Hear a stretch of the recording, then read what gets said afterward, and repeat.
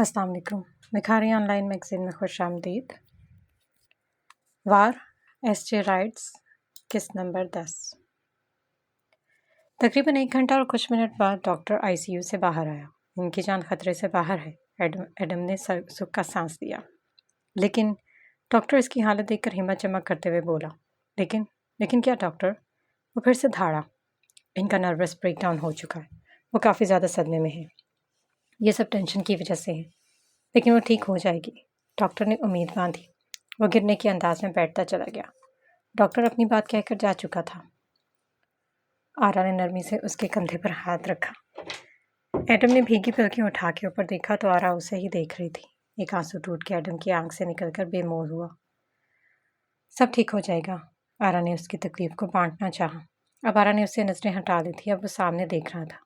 दूसरा आंसू भी निकलकर अपनी अहमियत खो चुका था। मैं आता हूँ थोड़ी देर तक। ये कहकर वो वहाँ से निकलता चला गया। इसके जाने के बाद आरा ने अपनी आंखें बंद करके सिर दीवार से लगा लिया। आंखों में अब बेतहाशा मिर्चें लग रही थी। जिस्म भी थकावट से चूर होता महसूस हो रहा था। 1 या 2 लम्हे बाद आरा को अपने कंधे पर एक जाना माना सा लम्स महसूस हुआ। वो आंखें ना भी खोलती तो शायद वो जान जाती, लेकिन वो इतनी आशनाई नहीं चाहती थी, इसलिए आंखें खोल दिए तो अपनी तवक्को के अन मुताबिक सारम को अपने साथ पाया। क्या तुम ठीक हो? आरा कई लम्हे तक उसे देखती रही, जैसे वो इसे जांचना चाह रही हो। आज वो आप नहीं कह रहा था, वो तुम कह रहा था। इसका मतलब आरा का मकाम उसके दिल में एक कदम और बढ़ चुका था। लेकिन आरा उसके सवाल का जवाब देना नहीं चाहती थी, इसलिए वो सामने देखती रही। अब जल्द ही सब कुछ ठीक हो जाएगा। सारम आरा की साथ वाली कुर्सी पर बैठ चुका था। कई लम्हे खामोशी से कट गए तो उन्हें सामने आईसीयू को देख रहे थे, जहाँ मोहब्बत के जुल्म से एक जिंदा लाश पड़ी थी। हमें दर्द क्यों होता है? कई लम्हे बाद आरा ने सवाल किया।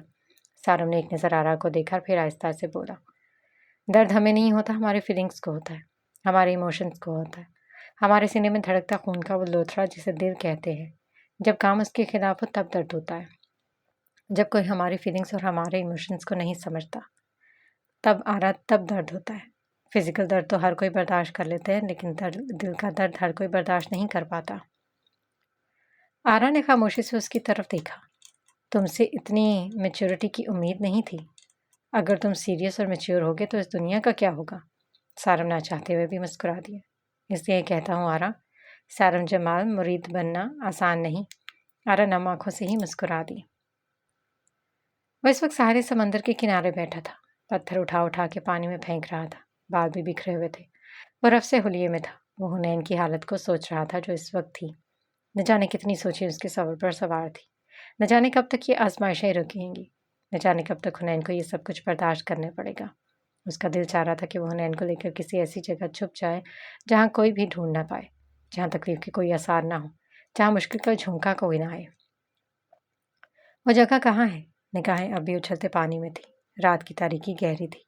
वो भी पत्थर सामने फेंक रहा था कि अचानक किसी ने उसके कंधे पर हाथ रखा। उसे नम आंखों से ही मुड़कर देखा। सामने खड़े शख्स को देखकर वो शल रह गया, बिल्कुल साकित। वो अपनी जगह खड़ा हो गया था। सामने वाला उसे मुस्कुराती नजरों से देख रहा था। कई लम्हे एडम उसे यकटुक देखता रहा, फिर जैसे वो यकीन कर रहा हो कि सामने वाला सच भी है कि नहीं। पाशा, एडम के लब हिले। पाशा के चेहरे पर एक दिल जला देने वाली मुस्कुराहट आई। मैं जानता था तुम मुझे यहीं मिलोगे। एडम उसे खामोशी से देख रहा था। उसे उससे ना कोई खौफ था ना कोई डर, क्योंकि तुम जैसे जब कुछ नहीं कर सकते तो वो यहाँ आ जाते। और तो तुम भी आए हो। पाशा ने सहरखुंद लहजे में कहा। एडम अब भी खामोश था, जैसे वो सामने वाले आके आने की वजह जानना चाहता हूँ। क्या हुआ? मुझे देखकर अच्छा नहीं लग रहा? अपनी मौत को देखकर किसी को अच्छा भी नहीं लग सकता। 2 गार्ड्स पीछे खड़े थे। असल में तो मैं तुम्हें मारने आया था, लेकिन ऐसे हाल में देखकर तुम्हें मारने को नहीं। वो हल्का सा आगे हुआ और एडम को आंखों में देखकर बोला, बल्कि तड़पाने को दिल कर रहा है। वो बोल के कहका लगा के हंसा। एडम अब भी खामोश था। बोलने की सकत उसमें नहीं थी। वो बुरी तरह शिकस्त खा गया था। वो बुरी तरह हार गया था। और हाँ, तुम तो अब्रॉड गए थे ना? वो हैरान होते हुए बोला। Adam Malik? Oh sorry, Adam दुर्रान Malik. वो दुरान पर जोर देता हुआ बोला। अब हैरान होने की बारी एडम की थी। क्या ये भी जानता था? आज उसे अपने आप से सही मानों में नफरत महसूस हो रही थी। और हाँ, वो जैसे याद आने पर बोला, जल्दी से हुनैन को ठीक कर दो, फिर उसे मेरे पास आना है। وہ کہہ کر ایڈم کا گال تھپتھپا کے وہاں سے نکلتا چلا گیا۔ ایڈم شاکڈ تھا، بے حد شاکڈ۔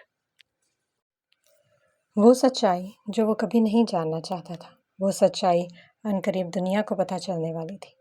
اس کی رگوں میں دوڑتا خون آج اس کے لیے شرمندگی کا باعث تھا۔ وہ اس سے پہلے کچھ اور سوچتا، اس کے موبائل پر سارم کی کال آئی۔ اس نے فون کان سے لگایا۔ ابھی سارم اپنی بات پوری نہیں کر پایا تھا کہ وہ وہاں سے بھاگا۔ جتنی رش ڈرائیونگ وہ کر سکتا تھا کر رہا تھا۔ بھاگتے بھاگتے وہ ہاسپٹل پہنچا۔ آرام سارم بکھلائے ہوئے آئی سی یو کے باہر کھڑے تھے۔ ایڈم کے دل میں 100 برے خیالات آ رہے تھے جو وہ ان خیالات کو جھٹک دینا چاہتا تھا، ان سے دور بھاگنا چاہتا تھا، لیکن ابھی ایسا ممکن نہیں تھا۔ تقریباً بھاگنے کے انداز میں وہ آئی سی یو کے باہر پہنچا تھا۔ کیا ہوا ہے؟ وہ ٹھیک ہے نا؟ میں ان کو دیکھ کر آتا ہوں۔ ایڈم نے آئی سی یو میں جانے کے لیے قدم بڑھائے تھے، جہاں حنین لمبے لمبے سانس رہ رہی تھی، جہاں ڈاکٹر اس کی زندگی دینے کی کوشش کر رہے تھے۔ وہ جیسے ہی ہوش میں آئی تھی، ٹھیک کچھ لمحے بعد اسے پینک اٹیک ہوا تھا۔ آرا اور سارم نے اسے بے اختیار پکڑا تھا۔ رک جاؤ ایڈم، ڈاکٹر کو وہ اپنا کام کرنے دو، سارم نے نرم لہجے میں کہا۔ ویسے بھی جو عشق کے مریض ہوں، ان سے لہجہ نرم رکھا جاتا ہے۔ جانتے ہو کیوں؟ کیونکہ وہ اپنے ساتھ بہت سا درد لیے گھومتے ہیں، جو بظاہر نظر تو نہیں آتے، لیکن ان کی تاثیر بہت کڑوی ہوتی ہے۔ ایڈم نے اسے بے بس نظروں سے دیکھا، جیسے کہہ رہا ہو حنین کو کچھ نہیں ہونا چاہیے۔ ڈاکٹر، سٹاف افراتفری سے کبھی باہر آ رہے تھے تو کبھی اندر جا رہے تھے۔ جہاں حنین ملک کی سانسیں اکھڑ رہی تھیں، وہاں ایڈم کو بھی سانس لینے میں مسئلہ ہو رہا تھا، کیونکہ اس کی زندگی کی نوید تو اندر سے سنائی جانی تھی۔ سارا ایڈم اور آرام تماشائی بنے کھڑے تھے، دل میں اور ہونٹوں پر صرف دعا کا ورد جاری تھا۔ ایڈم بھی پریشان سا حال میں لیے کھڑا تھا۔ دل میں بہت سے وسوسے تھے، لیکن امید صرف ایک تھی، جو اللہ سے تھی۔ وہ ایک امید 99 وسوسوں سے بڑھ کے تھی۔ یہ وہ لمحے کبھی نہیں بھولنے والا تھا۔ جب تک زندگی تھی تب تک تو بالکل بھی نہیں۔ نرس، نرس، اندر سے ڈاکٹر کے چیخنے کی آواز، جلدی سے وینٹیلیٹر آن کرو۔ خوف کیا ہوتا ہے یہ آج ایڈم کو پتہ چلا تھا۔ پاؤں کے نیچے سے زمین نکل جانا کیا ہوتا ہے یہ آج اسے پتہ چلا تھا۔ آج ایڈم کے پاؤں لڑکھڑائے تھے، خوف سے لرز رہے تھے۔ وہ شخص جس کو آپ سب سے زیادہ پیار کر رہے ہوں، اس کو اپنے آپ سے دور جاتے ہوئے دیکھنا کیسا ہوتا ہے یہ آج ایڈم کو پتہ چل رہا تھا۔ آج تک وہ صرف اکاشا کے چلے جانے سے دکھی تھا، لیکن حنین کو اس کی موت پر کیسا محسوس ہوگا یہ اسے آج پتہ چلا تھا۔ وینٹیلیٹر سے ابھی اس کی سانسیں ہموار کرنے کی کوشش کی جا رہی تھی۔ دل تھا کہ ایک الگ ہی سپیڈ سے دھڑک رہا تھا، لیکن ایک ڈر کی بنا پر ایڈم کو اپنی سانسیں اکھڑتی ہوئی محسوس ہوئی۔ کیا بنے گا اس شخص کا جو اپنی زندگی کو اپنے سامنے دور جاتے ہوئے دیکھتا ہو، جو اپنے ہاتھوں سے اسے سپرد خاک کرتا ہو؟ بے اختیار اس کے دل نے پکارا تھا، اللہ، اللہ۔ یہ آزمائش نہیں، اس کے بدلے جو چاہے لے لیں، لیکن یہ نہیں اللہ۔ جب پکارا اللہ سے ہو تو وہ اللہ کیسے نہ سنے؟ جب اللہ کو دل سے پکارا جائے، آنکھوں میں آنسو لیے رب سے فریاد کی جائے۔ پتہ ہے اللہ کو سمندروں دریاؤں سے کوئی واسطہ نہیں، اسے تو انسان کے صرف ایک آنسو سے غرض ہے۔ سمندروں کا مالک انسان کے ایک آنسو پر اسے سب کچھ عطا کرنے پر راضی ہو جاتا ہے جو وہ چاہتا ہے۔ اللہ تعالیٰ فرماتے ہیں، ایک قدم میری طرف بڑھاؤ، میں تمہاری طرف چل کے آؤں گا، اور اگر تم چل کے آؤ گے تو میں دوڑ کر آؤں گا۔ اور پھر جب ایک انسان بے بس ہو کر اللہ سے فریاد کرتا ہے، آنکھوں سے آنسو نکال کر جب اسے پکارتا ہے، تو خدا اسے اس چیز سے نواز دیتا ہے جو وہ چاہتا ہے۔ قرآن پاک میں اللہ تعالیٰ فرماتے ہیں، ہم آپ کے چہرے کو بار بار آسمان کی طرف اٹھتے ہوئے دیکھ رہے ہیں۔ ایسا ہرگز نہیں ہے کہ آپ مانگتے ہو، وہ نہیں دیتا، وہ دیکھتا ہے، نظر انداز نہیں کرتا۔ بس انسان کو چاہیے کہ وہ سچے دل سے مانگے، اور ایڈم بھی اس وقت سچے دل سے مانگ رہا تھا، بار بار چہرہ آسمان کی طرف اٹھا رہا تھا، آنکھوں میں اشک لیے فریاد کر رہا تھا، اپنی زندگی کے لیے بھیک مانگ رہا تھا۔ پھر کیسے نہ اللہ اس کی سنتا؟ کچھ دیر بعد ڈاکٹر نے اس کو اس کی نوید سنائی تھی۔ اس کی سانسیں اب ہموار تھا۔ کیا ہوا تھا؟ کیوں ہوا تھا؟ اسے جاننے میں کوئی دلچسپی نہیں تھی۔ وہ ٹھیک تھی، اس کے پاس تھا، یہ کافی تھے، بہت تھا اس کے لیے۔ ڈاکٹر نے باہر آ کر ایڈم کو اپنے کیبن میں آنے کے لیے کہا تھا۔ اس نے سچے دل سے رب کا شکر ادا کیا اور ڈاکٹر کے کیبن کی طرف بڑھ گیا، جو اس سے ضروری بات کرنا چاہتے تھے۔ دیکھیں ایڈم، آپ کی وائف کا نروس بریک ڈاؤن ہوا ہے، جو کہ بہت خطرناک ثابت ہوتا ہے۔ اس صورتحال میں جب مریض کو کوئی ٹینشن دے، ابھی ان کی کنڈیشن کیسی تھی یہ آپ کے سامنے ہے۔ نروس بریک ڈاؤن میں انسان ہر وقت سوچتا ہے، ضرورت سے زیادہ سوچتا ہے، اوور تھنکنگ ہو جاتا ہے۔ آپ کو ان کو صرف زیادہ تھنکنگ سے روکنا ہے، ان کو زیادہ اسٹریٹ نہیں ہونے دینا جو کہ ایسی کنڈیشن میں ہوتا ہے۔ ان کی سوچ کو بھٹکائیں، اپنے ہونے کا احساس دلائیں، انہیں بتائیں کہ وہ بھی ضروری ہیں آپ کے لیے، دنیا کے لیے۔ ایسی کنڈیشن میں انسان مرنے کا خیال زیادہ کرتے ہیں، جس کی وجہ سے ان کو پینک اٹیک آتے ہیں، جو ابھی آپ کے سامنے آیا تھا۔ ایڈم خاموشی سے سب سن رہا تھا۔ انہیں کسی بھی قیمت پر اکیلا نہ ہونے دیں۔ تنہائی میں انسان پر سب سے زیادہ ہوتا ہے۔ ان کی خوراک کا خیال رکھیں۔ ان کے ماضی میں جو کچھ بھی تھا وہ اب بھلا دینے کی کوشش کریں۔ میں ڈاکٹر ہوں، لیکن میں اتنا خیال نہیں رکھ سکتا جتنا آپ رکھ سکتے ہیں۔ ان کو موٹیویٹ کریں، ان کو اس کنڈیشن سے نکلنے میں مدد کریں۔ ان کے دل میں جو کچھ بھی بھر رکھا ہے وہ باہر نکلوائیں۔ انہیں رونے دیں، ان کا من ہلکا کریں۔ نروس بریک ڈاؤن بہت خطرناک ہوتا ہے ایڈم، یہ انسان کو بیماریاں لگا دیتا ہے، یہ آپ کی وائف کی بھی جان لے سکتا ہے۔ ایڈم نے بے اختیار آنکھیں بند کر کے کھولی، جن میں اب بے تحاشا مرچیں لگ رہی تھیں۔ اور سب سے ضروری بات، ڈاکٹر مسلسل اسے سمجھا رہا تھا۔ ایڈم نے سوالیہ نظروں سے اسے دیکھا۔ ان سب میں فزیکل پین بھی ہوتا ہے، مسلس ویکنس زیادہ ہوتی ہیں، اور اس پین کو روکنے کے لیے ہم اسے کوئی میڈیسن، ڈرپ یا انجیکشن وغیرہ نہیں دے سکتے۔ یہ ان کے لیے خطرناک ثابت ہوتا ہے، اور آپ کی وائف میں اس وقت بہت کمزوری ہے جس کو آپ نے اپنی کیئر سے پرفیکٹ کرنا ہے۔ زیادہ سے زیادہ ان کی ڈائٹ کا خیال کرنا ہے۔ اگر آپ ان سب میں پرفیکٹ رہیں تو یہ 10 دن کے اندر اندر بھی ریکور کر سکتی ہیں۔ اگر نہیں کر سکے آپ ایسا، تو اگلی بار آپ ڈاکٹر کو کالر بھی پکڑ لیں گے نا، تو وہ بھی نہیں بچا پائے گا۔ ایڈم بے اختیار شرمندہ ہوا۔ I am so sorry doctor, it's okay, لیکن میں آپ کو ایک بات بتاتا چلوں، آپ کی وائف میں جینے کی امید بالکل نہیں۔ کیا مطلب؟ ایڈم کو ڈاکٹر کی بات سے دکھ ہوا تھا۔ مطلب یہ کہ وینٹیلیٹر سے دینے سے صرف سانسیں ہموار ہوتی ہیں، لیکن آپ کی وائف میں کچھ ایسا ہے یا ایسا ہوا ہے کہ وہ اس دنیا میں واپس آنا ہی نہیں چاہتی۔ جینے کی امید اللہ کے بعد 2 چیزوں پر قائم ہوتی ہے، ایک ڈاکٹر پر اور ایک خود مریض پر۔ ایک مریض دوا لیے بغیر کیسے ٹھیک ہو سکتا ہے؟ اس طرح انسان اگر جینے کی کوشش ہی نہ کرنا چاہے، وہ خود کو بس موت پر ہی چھوڑ دے۔ ایسے کو صرف ایک ڈاکٹر کیسے زندگی کی طرف لا سکتا ہے؟ ان کی کنڈیشن سیریس ہے ایڈم، کوتاہیوں کی گنجائش نہیں۔ اور میں صرف ایک ڈاکٹر ہوں، پہلے خدا ہے، اس کے بعد آپ ہیں جو ان کو ریکور کر سکتا ہے، اور اگر آپ ہی نہیں تو پھر میں صرف ایک ادنا سی کوشش کر سکتا ہوں۔ آپ سمجھ رہے ہیں نا؟ ڈاکٹر نے تائید چاہی۔ جی ڈاکٹر۔ ایڈم نے پرسوچ نگاہوں سے سر اس بات میں ہلایا۔ اب آپ جا سکتے ہیں۔ ڈاکٹر اپنی کہہ چکا تھا، اور ایڈم مرے قدموں کے ساتھ وہاں سے نکلتا چلا گیا۔ اب اسے آئی سی یو سے دوسرے کمرے میں شفٹ کر دیا گیا۔ بظاہر اب سب نارمل تھا، قیامت تھی، ٹل گئی تھی۔ وہ اس وقت نیم خنودگی میں تھی۔ سب گھر والے اس سے ملنے آئے تھے، لیکن وہ بات کرنے کی کنڈیشن میں نہیں تھی۔ ساجدار پروین تو کافی دیر تک بیٹی کی حالت پر روتی رہی۔ وارث اور نصر بھی غمگین نظر آ رہے تھے۔ ہاشم بھی خاموش تھا، آخر وہ کیا کر سکتا تھا؟ تانیہ بھی اس کے پاس ہی بیٹھی تھی۔ مریم اور کشش پھوپھو بھی وہاں موجود تھیں۔ ولی ابھی واپس نہیں آیا تھا۔ ایڈم نے ایک نظر مریم اور کشش کو دیکھا تو بے اختیار آنکھیں بند کی۔ کیسی اولاد تھا وہ، جو پل پل ماں کے لیے ترسا، اور آج جب وہ سامنے تھی تو اس کی گود میں سر بھی نہیں رکھ سکتا تھا۔ آج وہ خود کو بے بس محسوس کر رہا تھا۔ رات کافی ہو چکی تھی، سب گھر جا چکے تھے سوائے ایڈم کے۔ حنین کی ماں رکنا چاہتی تھی، لیکن ایڈم انہیں تکلیف نہیں دینا چاہتا تھا، اور وہ خود بھی حنین کے پاس رہنا چاہتا تھا۔ حنین اب ہوش میں تھی، وہ سب کو دیکھ رہی تھی، خاموش سی۔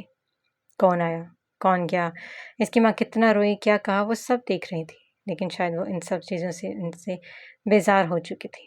جب کسی شخص کے پاس آپ کی کل کائنات ہو اور وہ چلا جائے آپ کی کل کائنات کے ساتھ، تو کیسا محسوس ہوتا ہے؟ ہر چیز سے دل بیزار ہو جانا کیسا ہوتا ہے؟ پوری دنیا میں اکیلے رہ جانا کیسا ہوتا ہے؟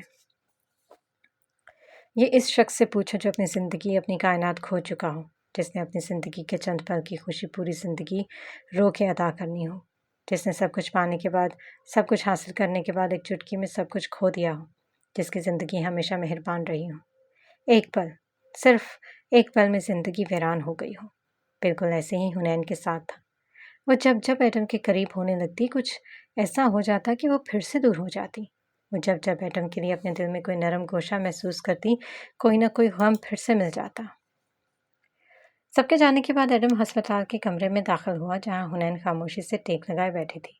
نظروں کا زاویہ بالکل سامنے تھا۔ شاید وہ کسی گہری سوچ میں تھی۔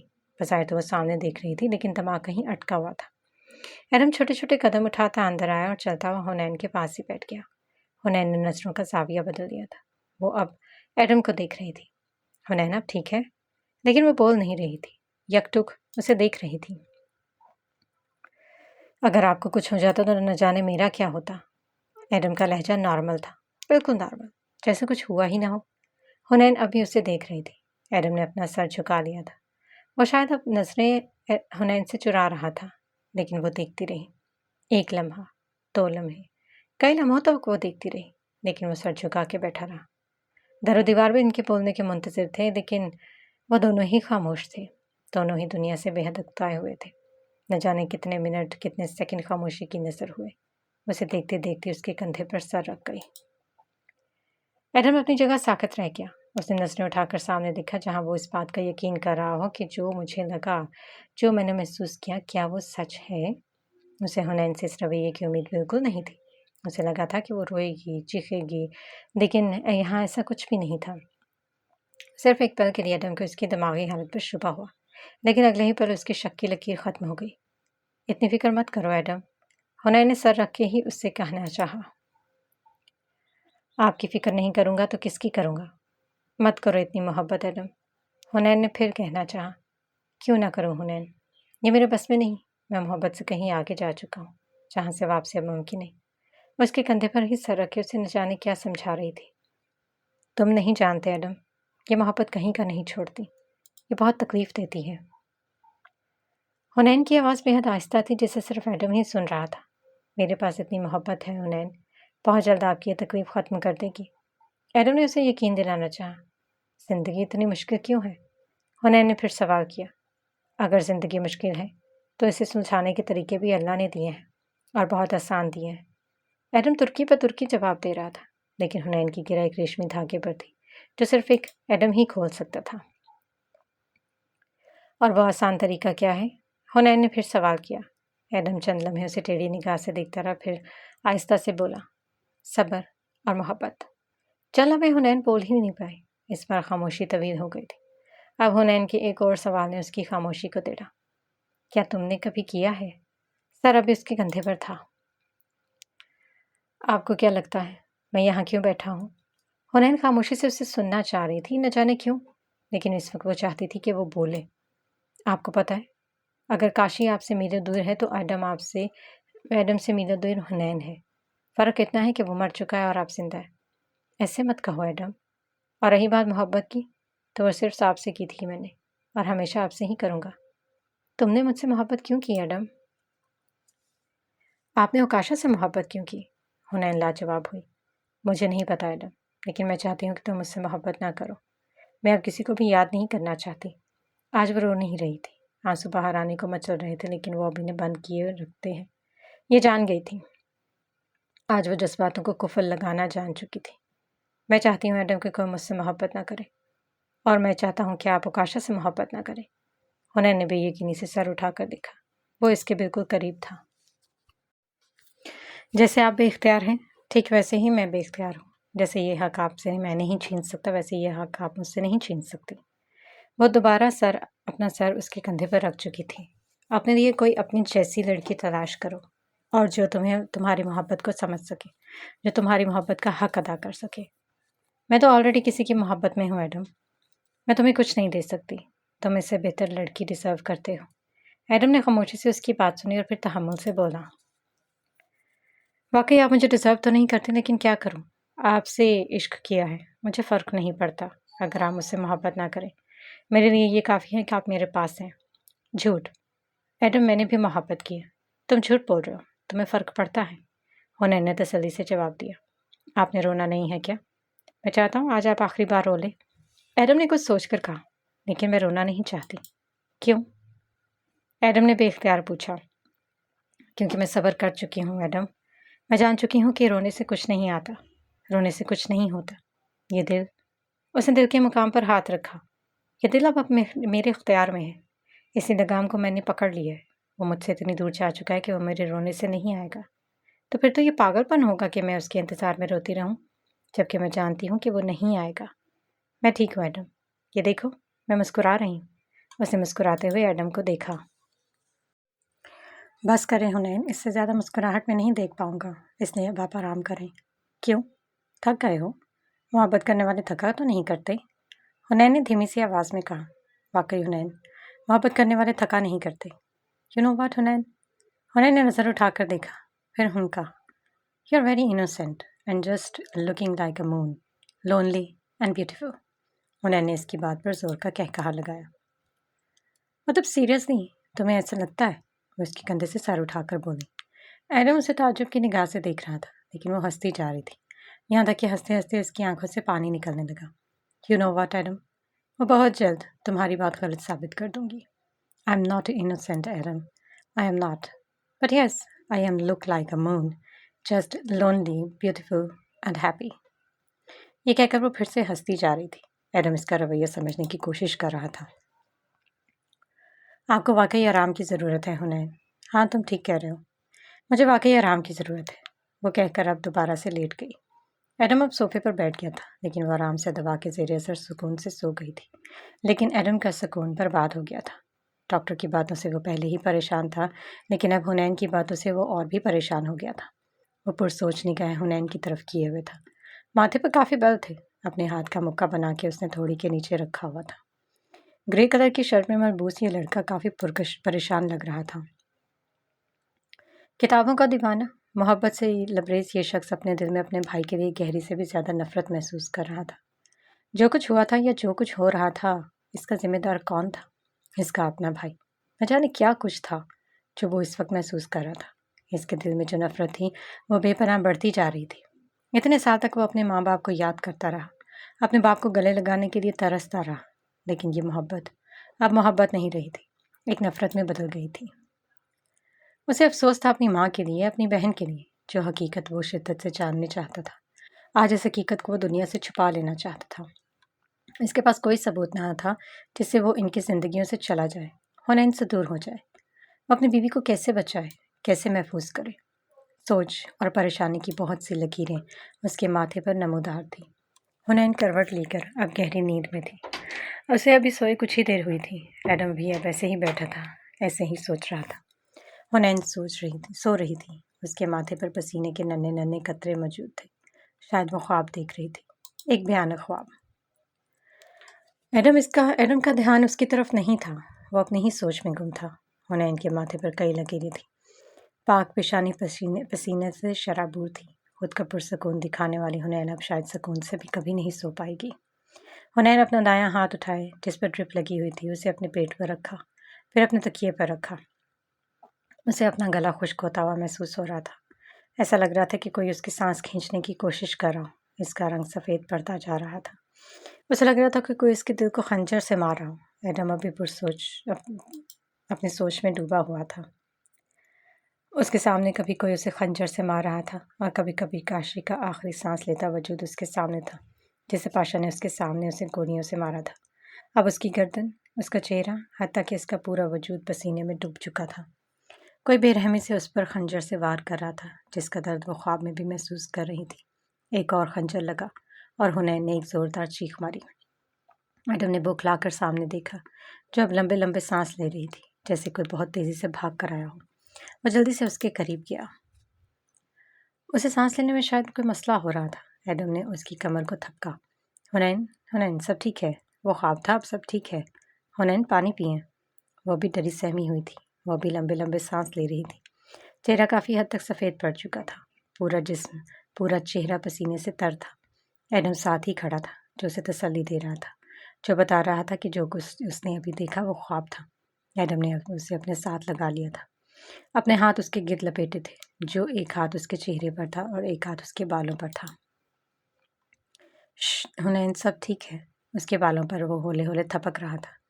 اس نے بتانے کی کوشش کر رہا تھا کہ کوئی ہے جس کو اس کی تکلیف سے تکلیف ہوتی ہے، کوئی ہے جو اسے زیادہ اس کا اپنا ہے۔ اب وہ کافی حد تک پرسکون ہو چکی تھی۔ ایڈم وہ مجھے مارا ہے، وہ میرے دل پر، اس نے دل کے مقام پر ہاتھ رکھا۔ یہاں ایڈم، یہاں مار رہا تھا، وہ مجھے مار دے گا۔ اس کی آواز لڑکھڑا رہی تھی۔ کوئی نہیں ہے حنین، وہ خواب تھا۔ دیکھیں، کوئی بھی نہیں ہے، کوئی نہیں مار رہا آپ کو۔ دیکھیں، میں جب سے یہاں ہوں، وہ برا خواب تھا، میں کچھ نہیں ہونے دوں گا آپ کو۔ वो अब उसका चेहरा अपने हाथ के प्याले में भरकर उसे समझा रहा था, जो अपना सर दाएं बाएं घुम हिला के उसकी बात की नफी कर रही थी। तुम नहीं जानते, वो आएगा, वो मार देगा, वो सबको मार देगा। वो अभी बदहवास थी। एडम ने अब भी उसका चेहरा अपने हाथों के प्यालों में लिया हुआ था। कोई नहीं आएगा, कोई नहीं मारेगा आपको, मैं किसी को भी नहीं आने दूंगा, आप फिक्र मत करें। तुम यहाँ बैठो मेरे पास, वो आ जाएगा।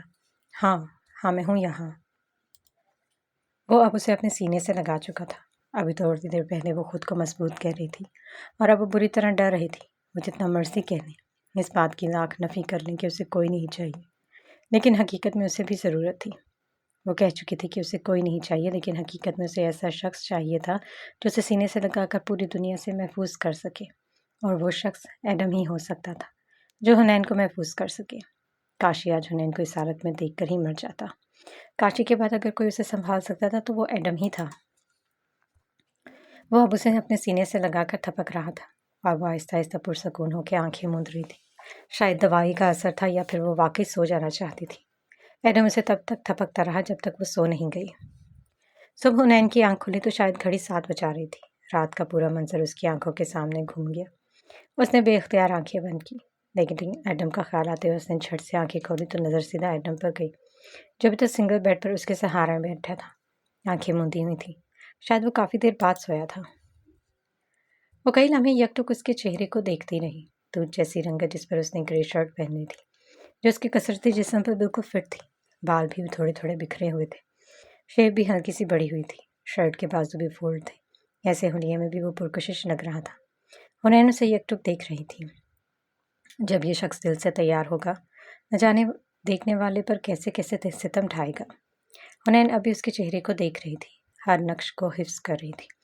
खूबसूरती के साथ उसके चेहरे पर एक और चीज़ भी थी, मासूमियत। हुनैन हल्का सा मुस्कुराई। मैं तुम्हारे साथ रहने के काबिल नहीं हूँ एडम। तुम्हारे लिए कोई तुम्हारी जैसे होनी चाहिए। बहुत जल्द मैं तुम्हें इस मुश्किल से निकाल दूंगी। मैं न जाने उसके दिमाग में क्या चल रहा था, न जाने वो क्या करने का सोच रही थी। तुम्हें यहाँ नहीं होना चाहिए। यह जगह तुम्हारे काबिल नहीं।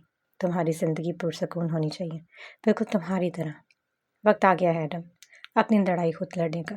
जो करना है खुद करना है। अपना हक छीनूंगी मैं। लोगों को बताऊंगी कि अपना हक रायगा नहीं जाने देती। यह दुनिया किसी की नहीं होती। उसने एक नज़र एडम को देखा। हम जैसों की तो बिल्कुल नहीं। उसे अभी एक दिन और अस्पताल में रहना था, अपने ठीक होने का यकीन दिलाना था, और यकीन दिलाने के बाद उसे वो करना था जो सारी दुनिया देखती। वो बस इतना चाहती थी कि जो मासूमियत इसकी ख़त्म हुई है वो अब एडम की ख़त्म ना हो। इन सब में वो एडम को और घसीटना नहीं चाहती थी। अब वो एक बड़ा फ़ैसला लेना चाहती थी, या शायद वो ले चुकी थी। खैर, जो भी था, अब जो होना था वो बहुत ही बुरा था। अब किसी को कुर्बानी देकर ही सबको बचाना था, और वो किसी एक शायद हुनैन थी। उसने अब एडम से नज़रें हटा ली या शायद चुरा ली थी। अब बस एडम, बहुत हो गया। अब जालिम के हाथ काटने का वक्त आ गया। बहुत हो गई नाइंसाफ़ी, और बहुत हो गई पाशा मलिक तुम्हारी मनमानी। अब मैं तुम्हें बताऊंगी कि मेरी ज़िंदगी बर्बाद करने की क्या सज़ा है। अब मैं तुम्हें बताऊंगी कि मासूम लोगों को तकलीफ़ देने का क्या अंजाम होता है। इसकी आंखों में अब चट्टानों जैसी सख्ती थी। उसकी नज़रें अभी सामने दरवाजे पर थी। किसी मासूम का इतना भी मजाक नहीं उड़ाना चाहिए पाशा दुरान मलिक। उसने चबा चबा कर उसका नाम अदा किया।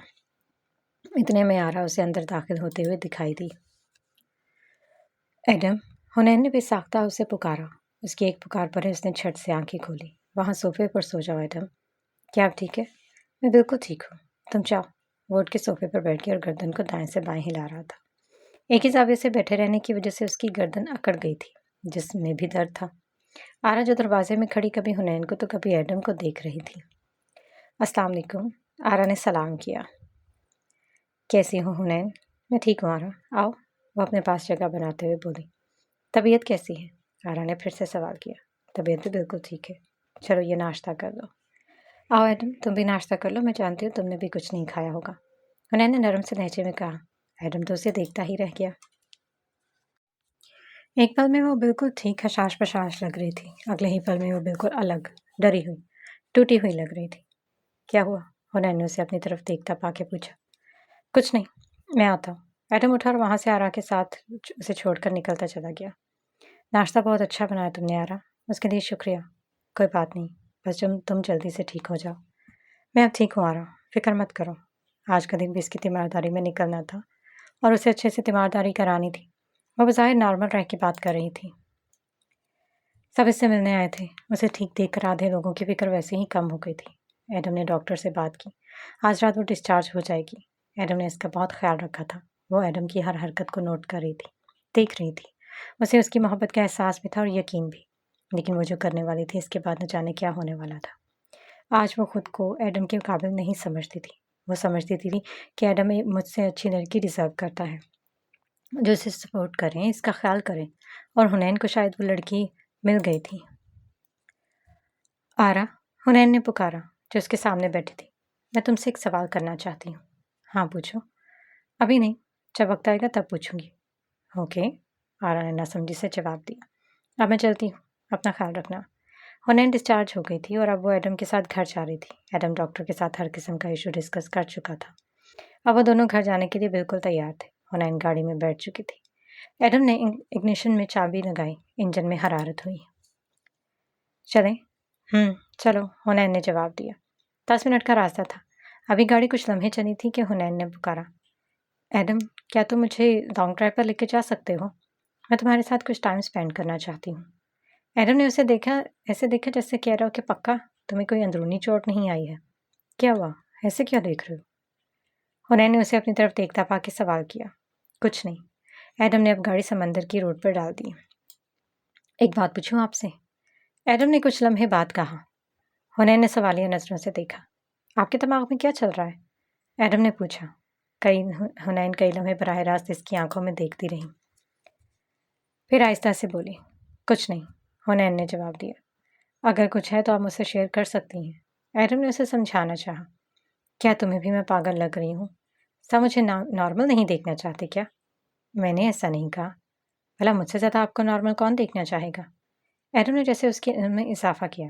حنین کچھ لمحے اسے دیکھتی رہی، پھر آہستہ سے بولی، پتہ ہے ایڈم، میں نے بہت تھک گئی ہوں یہ تکلیف سہ کے، کہ درد کے آنسو۔ اس کے چہرے کے نقوش بھی اس کے الفاظوں کا ساتھ دے رہے تھے۔ بہت سفر کر لیا، دکھ کا، ظلم کا، برداشت کا، لیکن اب بس، میں اب پرسکون چاہتی ہوں۔ اب اور یہ سب برداشت کرنا میرے بس میں نہیں۔ میں نے نہ ہار مان لی ہے ایڈم، دکھوں کے آگے میں جیت نہیں پائی۔ میں بس اب خوش رہنا چاہتی ہوں، تمہارے ساتھ، باقیوں کے ساتھ۔ ایڈم ایک پل کے لیے اسے دیکھتا رہ گیا۔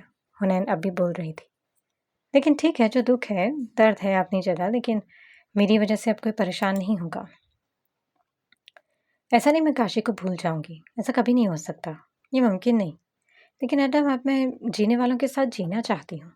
ایڈم اسے دیکھ رہا تھا۔ اتنی پازیٹیوٹی آخر کیسے؟ وہ حنین کی بات پر خوش تھا، لیکن نہ جانے دل کون سے خوف کی آگاہی دے رہا تھا۔ میں خوش ہوں حنین، آپ ایسا سوچ رہی ہیں، مجھے اچھا لگا۔ ایڈم نے لہجہ نارمل رکھ کے کہا۔ اب حنین خاموش ہو گئی۔ خاموش۔ اچھا یہ بتاؤ ایڈم۔ ایڈم نے سوالیہ نظروں سے اسے دیکھا۔ آرا اور تمہاری دوستی کتنے عرصے سے ہے؟ حنین بظاہر نارمل ہو کر پوچھ رہی تھی۔ یہی کوئی 8-10 سال سے۔ ایڈم نے ناسمجھی سے حنین کی طرف دیکھا، جیسے وہ اس سوال کا مطلب سمجھ نہ پا رہا ہو۔ کیوں، کیا ہوا؟ ایڈم نے پھر سے سوال کیا۔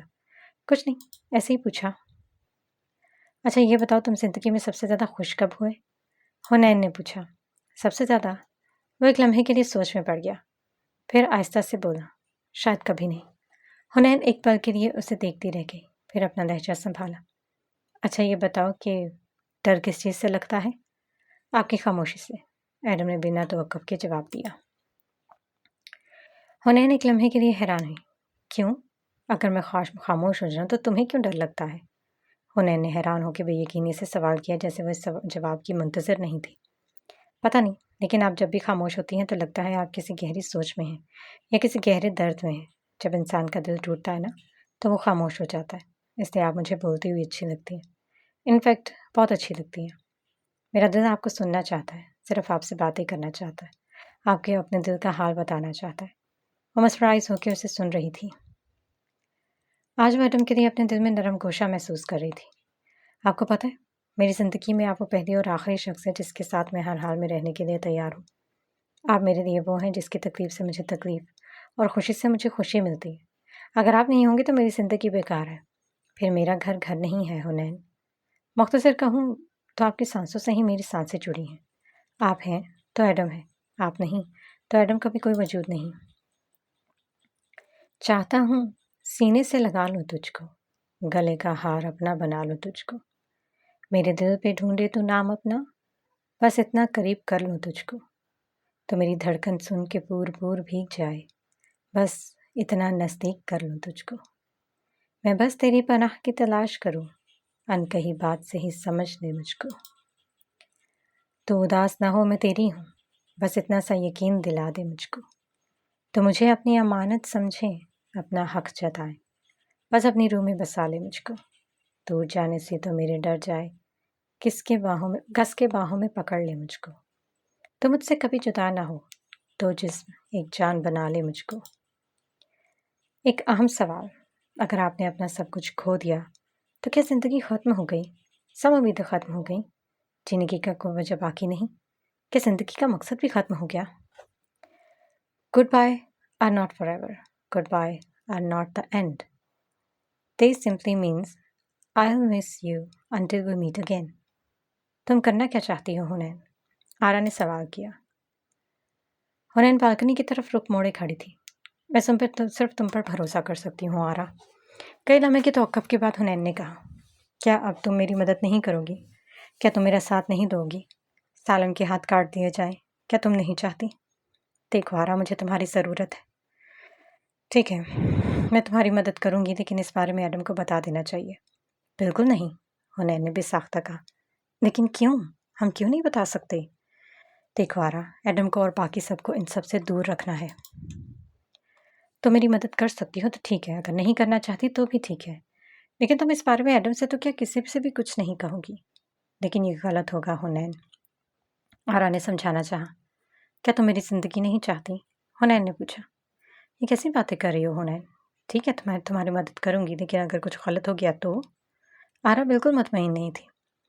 تم فکر مت کرو، پہلی بات تو یہ کہ کچھ غلط نہیں ہوگا، اگر ہوا تو صرف میرا ہوگا، لیکن میں چاہتی ہوں کہ تمہارا بھی نہ ہو حنین۔ جتنا نقصان میرا ہو چکا ہے نا، اب مزید ہوا تو بھی فرق نہیں پڑتا۔ مایوسی کی باتیں مت کرو حنین، آرا نے تعصب سے کہا۔ اچھا بتا، پھر کیا تم تیار ہو؟ حنین نے پھر سے سوال کیا۔ آرا نے ایک لمبی سانس خارج کی۔ ٹھیک ہے، میں تمہاری مدد کروں گی، لیکن کرنا کیا ہے وہ وقت آنے پر بتاؤں گی آرا۔ Okay, I am with you. Hunain نے ایک نظر آرا کو دیکھا تھا، جس میں اب چٹانوں جیسی سختی تھی۔